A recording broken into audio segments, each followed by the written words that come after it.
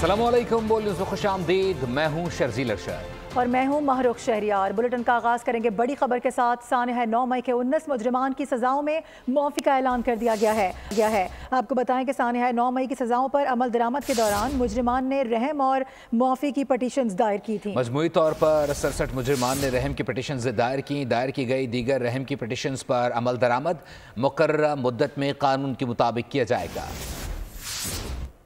इंसानी बुनियादों पर सानह 9 मई के 19 मुजरिमों की दरख्वास्त कबूल कर ली गई। सजाओं में माफ़ी का ऐलान कर दिया गया। माफ़ी की दरख्वास्तों का कानून के मुताबिक मंजूर किया गया। मजमूई तौर पर 67 मुजरिमान ने रहम की पटिशन्स दायर की थीं। रहम की पटिशन्स पर अमल दरामद मुकर्रर मुद्दत में कानून के मुताबिक किया जाएगा।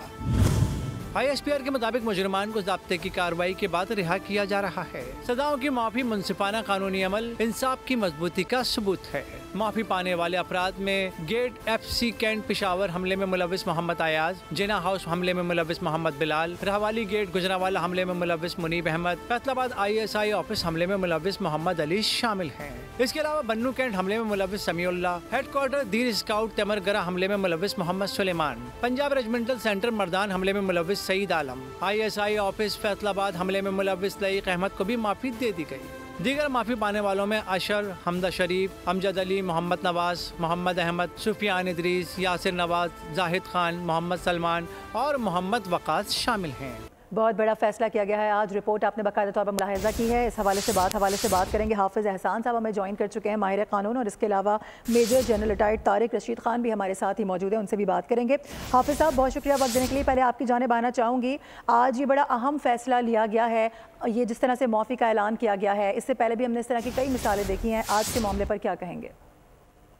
समझता हूँ कि जो ह्यूमैनिटेरियन ग्राउंड्स के ऊपर चीफ ऑफ आर्मी स्टाफ ने इन सेंटेंसेस को रिमिट किया है और उसके अंदर ये है कि ये सारे घरों को आएंगे, तो एक चीज बड़ी वाज़ेह है कि एक डेटरेंस का एलिमेंट है और दूसरा रूल ऑफ लॉ या एप्लीकेशन ऑफ लॉ की है, और तीसरा ये है कि ये एक मैसेज दिया गया है कि अगर आइंदा कोई भी लॉज की वायलेशन करेगा तो उसको सजा दी जाएगी। तो उस कॉन्टेक्स्ट में देखा जाए तो एक स्टेप ऐसा है कि जिसके अंदर जो है ये सारे लोग घरों को आएंगे और जिन की अपील जो है वो रिव्यू के अंदर गई हैं वो उस प्रोसेस को फॉलो करेंगे और अल्टीमेटली मामला जो है वो पाकिस्तान की सुप्रीम कोर्ट ने ही डिसाइड करना है इन लॉज की एप्लीकेशंस के ऊपर या इन सेंटेंसेस की अनाउंसमेंट के ऊपर। एक चीज इंपॉर्टेंट है कि कभी भी जो इंटरनेशनल गवर्नमेंट्स हैं, चाहे अमेरिका, बरतानिया, यूरोपीय यूनियन, उन्होंने इन लॉज को जो है या आर्मी एक्ट की एप्लीकेशन सिविलियंस के ऊपर या मिलिट्री कोर्ट्स के ट्रायल के अंदर जो है आज से पहले तक कभी भी इसके ऊपर न वॉइस रेज की है या इन लॉ को ये कहा ये गलत है।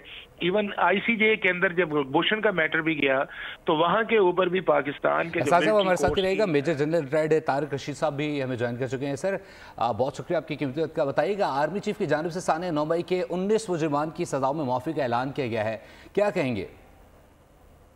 ये बहुत अच्छा एक ऐसा इकदाम है जो चीफ ऑफ आर्मी स्टाफ ने शो किया है कि जहाँ पे कानून में गुंजाइश निकलती थी उनने 19 मुल्ज़मान की 6 महीने की सजा माफ करते हुए उन्हें उनकी रिहाई का हुक्म दे दिया है। तो बहुत ही अच्छा इकदाम है और मैं देखता हूँ आने वाले वक्तों में और जो मुल्ज़मान है जो रहम के लिए या अपनी सजा की माफ़ी के लिए दरख्वास्त देंगे और अगर उसमें कानून में गुंजाइश निकलती है तो पाकिस्तान आर्मी की तरफ से और चीफ ऑफ आर्मी स्टाफ की तरफ से उन पर बिल्कुल हमदर्दाना और इंसानी बुनियादों पे तमाम कयास आराइयाँ जो मिलिट्री कोर्ट्स के हवाले से उसकी रिजिडिटी पे बात की जा रही थी वो सब दम तोड़ चुकी हैं, क्योंकि आज जिस तरह से ये फैसला लिया गया है इससे ये साबित हो चुका है कि कानून को सामने रखते हुए मिलिट्री कोर्ट्स भी फैसला देते हैं। हाफिज़ साहब हमारे साथ मौजूद है, हाफिज़ एहसान साहब, इसके साथ साथ major general retired Tariq Rashid Khan भी हमारे साथ मौजूद थे। दोनों का बेहद शुक्रिया। बात करेंगे हुकूमत और PTI मुज़ाकरात से मुताल्लिक़। हुकूमत और PTI अरकान आज फिर एक बार टेबल पर बैठेंगे। स्पीकर अयाज सादी की ज़ेर सदारत मुज़ाकराती कमेटी का इजलास कुछ देर बाद होगा। तहरीक इंसाफ अपना चार्टर ऑफ डिमांड पेश करेगी। बानी और दीगर कैदियों की रिहाई का मामला उठाया जाएगा। हुकूमत चार्टर ऑफ डिमांड की रोशनी में अपना लाए अमल देगी। सियासी मसाइल का हल ढूंढने के लिए बातचीत के दरवाजे फिर खुल रहे हैं। सरतार अयाज सादिक की ज़ेर सदारत दरमियानी राह निकालने की कोशिश होगी। पार्लियामेंट हाउस में हुकूमत और PTI मेंबरान मिल बैठेंगे। वज़ीर आला खैबर पख्तूनख्वा अली अमीन गंडापुर भी आज के मुज़ाकरात में शामिल होंगे। बैठक में तहरीक इंसाफ अपना चार्टर ऑफ डिमांड पेश करेगी। PTI बानी और दीगर कैदियों की रिहाई का मामला उठाएगी। 9 मई और 26 नवंबर के वाक़यात की तहकीकात के लिए अदालती कमीशन का मुतालबा किया जाएगा। हुकूमत चार्टर ऑफ डिमांड की रोशनी में अपना लाहेअमल देगी। एक बार फिर से आज यहाँ बैठक लगने जा रही है, क्या कुछ हो चुका है अभी तक और मामला कहाँ तक पहुँचे हैं बात करेंगे। हमारे साथ डिप्टी ब्यूरो चीफ अली शेर मौजूद हैं। अली शेर, इजलास के हवाले से क्या डिटेल्स आ रही हैं, कौन कौन पहुँच चुका है, क्या मामला हैं आगे, क्या बता सकते हैं? जी बिल्कुल, इस वक्त स्पीकर ऑफिस में अपोजिशन लीडर उमर अयूब और असद कैसर, जो कि दोनों मुज़ाकराती कमेटी के रुकन हैं, वो पहुंच चुके हैं। इस वक्त उनकी स्पीकर अयाज सादिक से मुलाकात जारी है और बताया यही जा रहा है कि यहाँ से उठेंगे तो उतनी देर तक हुकूमती अरकान जो हैं वो भी पहुंचेंगे। कमेटी रूम नंबर 5 है, जिसको कॉन्स्टिट्यूशन रूम भी कहा जाता है। वहाँ पे कल तक जो है वो कोई रुकन नहीं पहुंचा था, लेकिन स्पीकर साहब के पास जो है ये कुछ अरकान पहुंच चुके हैं। एक बताया ये जा रहा है कि हुकूमत की कुछ अरकान भी पहले वहाँ पे मौजूद स्पीकर साहब के चैम्बर में पहले से मौजूद थे और वहाँ पे एक गैर रस्मी सी मुशावरत या इब्तदाई बातचीत करने के बाद ये अरकान यहाँ से कमेटी रूम नंबर 5 के तरफ जाएंगे। हम इस वक्त स्पीकर ऑफिस के बाहर ही मौजूद हैं।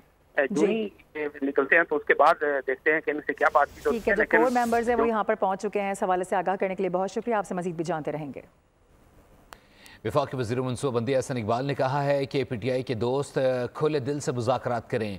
हुकूमत आइन और कानून के दायरे में इस पर गौर करेगी। निजी TV से गुफ्तगू करते हुए वफाकी वज़ीर ने कहा कि PTI से संजीदगी से बातचीत कर रहे हैं। जो शख्स जुडिशल रिमांड पर होता है उसकी रिहाई अदालत से होती है। बानी PTI दूसरों को कहते थे कि रसीदें दिखाओ, तो अब आप भी रसीदें दिखाओ। सरकारी तहाइफ की रसीदें दिखाएं, आपको कुछ नहीं कहा जाएगा। एक और अहम इजलास है। वज़ीर आज़म की ज़ेर सदारत SIFC की एपेक्स कमेटी का इजलास इस वक्त जारी है। इजलास में army chief general Syed Asim Munir, आला सिविल और अस्करी हुकाम भी शरीक हैं। बात करेंगे, फ़हद चौधरी हमें ज्वाइन कर रहे हैं। फ़हद, अहम इजलास हो रहा है, क्या बता रहे हैं आपके ज़राए? जी देखिए, खुसूसी सरमायाकारी सहूलत काउंसिल की एपेक्स कमेटी का इजलास इस वक्त वज़ीर आज़म शहबाज शरीफ की सदारत में जारी है। Chief of army staff general Asim Munir के अलावा वफाकी वज़रा, चारों सूबाई वज़रा आला इस इजलास में शरीक हैं और मुल्क में गैर मुल्की सरमायाकारी के फ़रोग के लिए मुख्तलिफ जो मामलात हैं उन पर गौर किया जा रहा है। ज़राए के मुताबिक शुरका ने पाकिस्तान में गैर मुल्की सरमायाकारी को लाने के लिए SIFC के किरदार को सराहा है। वज़ीर आज़म ने कौंसिल को फ़आल इदारा बनाने और गैर मामूली किरदार पर आर्मी चीफ की खिदमात को खिराज तहसीन पेश किया है और 2024 में मुआशी सूरत हाल में बेहतरी का क्रेडिट सिविल अस्करी मिसाली ताल्लुकात और अहम आहंगी को करार दिया है। 6 नुकाती एजेंडे पर SIFC एपेक्स कमेटी इस वक्त गौर कर रही है। सही, ठीक है फ़हद, बहुत शुक्रिया। मुआशी सफारतकारी के लिए अहम इकदाम कर रहे हैं। नायब वज़ीर आज़म इसहाक डार की इस्लामाबाद में मीडिया से ब्रीफिंग, कहा कि वज़ीर आज़म ने उड़ान पाकिस्तान का प्रोग्राम कौम के सामने पेश किया। मईशत बेहतरी की जानिब गामजन है। ज़रूरत के ज़खायर में नुमाया इजाफा हुआ है। GDP के इशारे भी बेहतर हो रहे हैं। बिजली की कीमतों को कंट्रोल करने के लिए इकदाम किए जा रहे हैं। से इस गवर्नमेंट की मईशत की साइड पे काफ़ी चीज़ें इम्प्रूव हो चुकी हैं। पॉलिसी रेट 22 से 13% पे आ चुका है। इन्फ्लेशन जो है वो 5% के इर्द गिर्द आ चुकी है। इजाफा हो रहा है फॉरेन रेमिटेंसेस में। वो जो था कि जी हम सफारती तन्हाई का शिकार है, आप में से बहुत साथी को याद होगा। अल्हम्दुलिल्लाह वो जो एक परसेप्शन थी या एक रियलिटी थी वो बिल्कुल हवा में उड़ चुकी है। हमारी सिविल न्यूक्लियर एनर्जी पे बड़ी तनकीद होती थी, अब ये अल्लाह ताला का खास करम है, दुनिया ने वहाँ अब मान लिया है कि हाइड्रो के बाद जो क्लीनेस्ट और सेफेस्ट एनर्जी है, ग्रीन एनर्जी या सेफ एनर्जी, वो सिविल न्यूक्लियर है। आपको पता है कि हमारी हुकूमत ने PDM की हुकूमत के वक्त चश्मा 5 का जो मुआहदा फाइनल किया था वो हो चुका है और उसकी शुरुआत हो चुकी है अल्हम्दुलिल्लाह कामयाबी के साथ। इंशाअल्लाह अब पाया तकमील तक पहुंचेगा। आपको अपडेट करें कि पाकिस्तान स्टॉक मार्केट में उतार चढ़ाव जारी है। कारोबार के आगाज पर 100 इंडेक्स नई बुलंद तरीन सतह पर पहुंच चुका है। ट्रेडिंग के दौरान इंडेक्स में 1353 पॉइंट्स का इजाफा भी रिकॉर्ड किया गया है, जिससे इंडेक्स 1,18,367 पॉइंट्स की सतह पर पहुंच गया। 2024 में पाकिस्तान स्टॉक एक्सचेंज दुनिया की बेहतरीन मार्केट करार दी गई। मार्केट में 87% इक्विटी मुनाफा हुआ, जो एक दहाई में सबसे ज़्यादा मजबूत इक्विटी कारकर्दगी जाहिर करता है। 2024 में पाकिस्तान स्टॉक मार्केट में बुल राज रहा। PSX दुनिया की दूसरी सबसे बेहतरीन मार्केट मान गई। भारत और बांग्लादेश की स्टॉक मार्केट्स की कारकर्दगी मुतासिर कुन नहीं रह सकी। पाकिस्तान के स्टॉक मार्केट ने अमेरिका, बरतानिया, सऊदी अरब और मुत्तहदा अरब अमारात को भी पीछे छोड़ दिया। पाकिस्तान स्टॉक एक्सचेंज में इक्विटी की मद में 87% मुनाफा हुआ। सोने के कारोबार में 25%, टी बिल्स का मुनाफा 21% और रियल एस्टेट का 8% रिकॉर्ड किया गया। सिर्फ स्टॉक मार्केट ही नहीं, पाकिस्तान के दीगर सेक्टर्स भी आगे बढ़े। ज़खायर, तरसीलात ज़र और बरामदात में इजाफा हुआ। 2024 में गैर मुल्की सरमायाकारों के लिए बेहतरीन मौक़े सामने आए। पाकिस्तान सरमायाकारी के एतबार से बेहतरीन मुल्क रहा। और अभी खबर यह है कि माहाना बुनियादों पर मुल्क में महंगाई की शरह 81 माह की कम तरीन सतह पर आ चुकी है। दिसंबर 2024 में महंगाई का पारा 4.1%, जबकि रवां साल के पहले 6 माह में महंगाई की सतह 7.2% रिकॉर्ड की गई। इस्लामाबाद से उमर हयात खान की रिपोर्ट। महंगाई की शरह 81 माह की कम तरीन सतह पर। माहाना बुनियादों पर महंगाई का पारा 4.1% पर आ गया। इदारा शुमारियात की रिपोर्ट जारी। रिपोर्ट के मुताबिक रवां साल माली साल के पहले 6 माह में महंगाई की शरह 7.2% रही। गुज़िश्ता माली साल के पहले 6 माह के दौरान शरह 28.89% थी। आदाद शुमार के मुताबिक माह दिसंबर में पाकिस्तान में महंगाई की माहाना शरह सालाना बुनियाद पर 4.19%, जबकि दिसंबर 2023 में 29.7% थी। इदारे शुमारियात के मुताबिक शहरी इलाकों में अफरात ज़र की शरह कम होकर 4.4% पर आ गई। नवंबर में शहरी अफरात ज़र पर 5.2%, जबकि दिसंबर 2023 में 30.9% थी। रिपोर्ट के मुताबिक दिसंबर में आलू 12.42%, ताज़ा फल 8.84%, घी 5.42%, कुकिंग ऑयल 4.39%, चीनी 2%, अंडे 1.1% और गंदम 0.27% महंगी हुई। एक माह के दौरान चिकन 13.60%, दाल चना 6.94%, प्याज 4.91% और टमाटर 3.28% सस्ते हुए। और भी बताएं कि opposition leader Sindh assembly Ali Khurshidi ने दावा किया है कि कराची का अमन जिस जमात को सबसे ज़्यादा अजीज़ था वो MQM है। शहर में मजहबी हम आहंगी का MQM ने बीज बोया था। कराची में धरने का काफ़ी दिन से हो गए थे। क्या हुकूमत सत्तू पीकर सो रही थी? मेयर कराची मुर्तज़ा वहाब ने अली खुर्शीदी के बयान पर रद्द-ए-अमल देते हुए कहा है कि खुर्शीदी साहब का उस जमात से ताल्लुक़ है जिनके दौर में सानहा बल्दिया 12 मई जैसे वाक़यात हुए थे। शहर कई दिन तक बंद रहता था। नया साल, नई वारदातें और नए मुकदमा, जराइम की लहर जनवरी 2025 में भी जारी। कराची में पुलिस ऑफिसर भी शिकार हो गया। उधर शाह लतीफ टाउन में नौजवान के कत्ल का मामला भी हल हो गया है। कराची में चोरी डकैती चलती रही, कत्ल गारत जारी, जराइम का जिन बोतल में बंद न हो सका। शाह लतीफ टाउन में मुनव्वर अली को किसने मारा, उलझी गुत्थी सुलझ गई। मकतूल के मुल्जिमान 5 निकले, मरकजी किरदार खातून ने निभाया। पुलिस के मुताबिक मकतूल मुनव्वर अली और वसीम सलमा खातून की बेटी सुमेरा से शादी करना चाहते थे। सलमा ने मुनव्वर अली को रास्ते से हटाने की शर्त पर वसीम को साइमा से शादी की पेशकश की। वसीम ने मुनव्वर को मारने के लिए सिपारी किलर से भी राब्ता किया। मुल्जिमान ने मुनव्वर अली को गला दबाकर कत्ल किया। बोरी बंद लाश रेल की पटरी पर फेंक दी। पुलिस ने सलमा, साइमा, सफदर, साबिर और वसीम को गिरफ्तार कर लिया है। दूसरी जानिब आवाम के बहाने पर आ गए। ज़ैनब मार्केट में पुलिस इंस्पेक्टर की सरकारी मोटरसाइकिल चोरी हो गई। इंस्पेक्टर कमाल बेटे के हमरा शॉपिंग के लिए आए थे। वाक़े के बाद शहर भर की पुलिस को अलर्ट कर दिया गया। मुकदमा आर्टिलरी मैदान थाने में दर्ज कर लिया गया है। लाहौर में मालिक मकान ने मुलाजिम लड़के को मुबैना तशद्दुद का निशाना बनाकर जख्मी कर दिया। बेहमाना तशद्दुद का शिकार 14 साल सनी सर्विसेज अस्पताल में जेर इलाज है। पुलिस ने वाक़े का मुकदमा मुतासर लड़के के वालिद की वदीयत में दर्ज करके 2 मुल्जिमान को गिरफ्तार कर लिया है। गालिब मार्केट के इलाके में मालिक का घरेलू मुलाजिम पर बेईमाना तशद्दुद। 14 साल सनी मेन मार्केट गुलबर्ग में वाक़े घर में 4 माह से मुलाजमत कर रहा था। मालिक के तशद्दुद से सनी शदीद जख्मी हुआ, जो सर्विसेज अस्पताल में जेर इलाज है। वाक़े का मुकदमा मुतासरा बच्चे के वालिद रियाज की मुद्दत में थाना गालिब मार्केट में दर्ज कर लिया गया।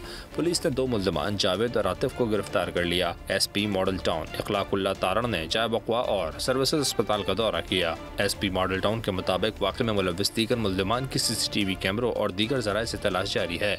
मुल्जिमान को जल्द गिरफ्तार कर लिया जाएगा। और इस वक्त रुक करेंगे पेशावर का, जहां पर बल्दियाती नुमाइंदों का एहतजाज आज दूसरे रोज़ में दाखिल हो गया है। बताया जा रहा है कि जिना पार्क में इस वक्त वो लोग मौजूद हैं और तैयारियां कर रहे हैं एहतजाज करने की। वहीं पर हमारे नुमाइंदे आसिफ शहजाद भी मौजूद हैं, उनसे बात करेंगे। आसिफ बताएगा किसके हमरा मौजूद हैं, क्या देख रहे हैं, क्या मुतालबात किए जा रहे हैं? जी बिल्कुल, बल्दियाती नुमाइंदों का एहतजाज आज दूसरे रोज़ भी जारी है। गुज़िश्ता रोज़ भी एहतजाज किया गया था, जिसके बाद जो मुजाहिरीन थे उन पर लाठी चार्ज किया गया और शेलिंग की गई, जिसके बाद आज दोबारा जो बल्दियाती नुमाइंदे हैं वो यहाँ पर मौजूद हैं और एहतजाज कर रहे हैं। हमारे साथ लोकल कौंसिल एसोसिएशन के कोऑर्डिनेटर मौजूद हैं, उनसे जानेंगे सर मुतालबात क्या हैं और क्या कहते हैं आप। ऐसा है जो आपको पता है कि हमारे बल्दियाती इलेक्शन हो गए 3 साल हो गए, लेकिन आज तक हमारे बुनियादी हमने जिस लोकल गवर्नमेंट एक्ट 2019 में इलेक्शन किया था उसमें बहुत सी तरामीम की गई है। ऐसा है जी, हम अपने हक के लिए निकले हैं और ये जो हम 29,000 हमारे अवामी नुमाइंदगान है, ये सुबह खैबर पख्तूनख्वा के 4.5 करोड़ से ज़्यादा अवाम के हुकूक के लिए निकले कि हमारे मुतालबात जो हैं वो जायज़ हैं और यहाँ पर हम मौजूद रहेंगे जब तक हमारे मुतालबात मंजूर नहीं होते। हम रोडों पर रहेंगे क्योंकि शेलिंग हो या कुछ भी हो, लेकिन जो नुमाइंदे हैं वो यहाँ पर मौजूद रहेंगे और अपना। और अब बात करेंगे मौसम से मुतालिक। आज़ाद कश्मीर के बुलंद पहाड़ों पर बर्फबारी जबकि मैदानी इलाकों में बारिश का सिलसिला वक्फे वक्फे से जारी है, जिसके बायस सर्दी की शिद्दत में इजाफा हो चुका है। मजीद अहवाल बता रहे हैं ज़िला झेलम वैली के बुलंद मकाम से बशारत मुगल। बशारत अपडेट कीजिए। बिल्कुल, आज़ाद कश्मीर के बलाई इलाकों में बर्फबारी का सिलसिला शुरू हो चुका है। मैं इस वक्त मौजूद हूँ आज़ाद कश्मीर के बुलंद तरीन मुकाम गंगा चोटी के दामन में वाक़ा इलाका बनी लंगड़ियाल में। बिल्कुल आप देख सकते हैं इस वक्त यहाँ का एक खूबसूरत मंजर है और इस वक्त लाइव जो बर्फबारी हो रही है और मेरे अकल में बिल्कुल आप देख सकते हैं बुलंदो बाला जो पहाड़ है उन पर शदीद बर्फबारी हो रही है। आज़ाद कश्मीर के दीगर बलाई इलाकों की बात की जाए जिसमें वादी नीलम है, लीपा वैली है, वेली है, गंगा चोटी है, मकड़ा पहाड़ है, सुदन गली है, तोली पीर है, दीगर जो आज़ाद कश्मीर के बुलंद तरीन मकामात हैं वहाँ यही सूरत हाल है। सर्दी की शिद्दत में मुसलसल इजाफा होता जा रहा है और दूसरी जानब मौसम का हाल बताने वालों का कहना है कि आइंदा 24 घंटों के दौरान आज़ाद कश्मीर के बलाई इलाकों में बर्फबारी जबकि मैदानी इलाकों में अपडेट करने के लिए। खेलों की खबरें शामिल करेंगे। पाकिस्तान और जनूबी अफ्रीका के दरमियान दूसरा और आखिरी टेस्ट कल से केप टाउन में शुरू होगा। मैच पाकिस्तानी वक्त के मुताबिक दोपहर 1:30 बजे शुरू होगा। आपको बताएं कि प्रोटीज को सीरीज़ में 1-0 की बढ़तरी हासिल है। मेज़बान टीम ने पहले टेस्ट में दिलचस्प मुकाबले के बाद 2 विकेटों से कामयाबी हासिल की थी। ग्रीन कैप्स को सीरीज़ बचाने का चैलेंज दरपेश है। दूसरे टेस्ट के लिए कौमी टीम की प्लेइंग 11 में तब्दीलियों का भी इम्कान है, जबकि ऑलराउंडर सलमान अली आगा का कहना है कि केप टाउन की विकेट पहले टेस्ट की पिच से मुख्तलिफ है। उम्मीद है स्पिनर्स को मदद मिलेगी। क्या रोहित शर्मा ऑस्ट्रेलिया के खिलाफ आखिरी टेस्ट खेलेंगे? भारतीय टीम के हेड कोच गौतम गंभीर प्रेस कॉन्फ्रेंस में वाज़ेह जवाब न दे सके। कहा रोहित के साथ सब कुछ ठीक है, पिच देखकर प्लेइंग 11 का फैसला करेंगे। ये भी बोले क्रिकेट इनफरादी खेल नहीं, टीम गेम है। और नाजरीन आपको बताएं कि जिसकी दुनिया दीवानी वो मावरा हॉकैन का फैन निकला है। स्टार फुटबॉलर क्रिस्टियानो रोनाल्डो ने पाकिस्तानी अदाकारा को साल 9 की मुबारकबाद पेश कर दी है। मेगा स्टार की जानिब से कहा गया कि happy new year Mawra social media share शेयर किया गया है। स्क्रीनशॉट में क्रिस्टियानो रोनाल्डो मावरा को नए साल की मुबारकबाद दे रहे हैं, देखा जा सकता है। अपने नाजरीन को याद दिलाएं कि गुज़िश्ता रोज़ जब ये वायरल हुई फुटेज तो ये कहा जा रहा था कि ये शायद फेक शॉट है, लेकिन अब इसकी तस्दीक हो चुकी है। इसी के साथ ही फिल वक्त न्यूज़ स्टूडियो से इतना ही। विजिट कीजिए boldnews.com, देखते रहिए बोल्ड।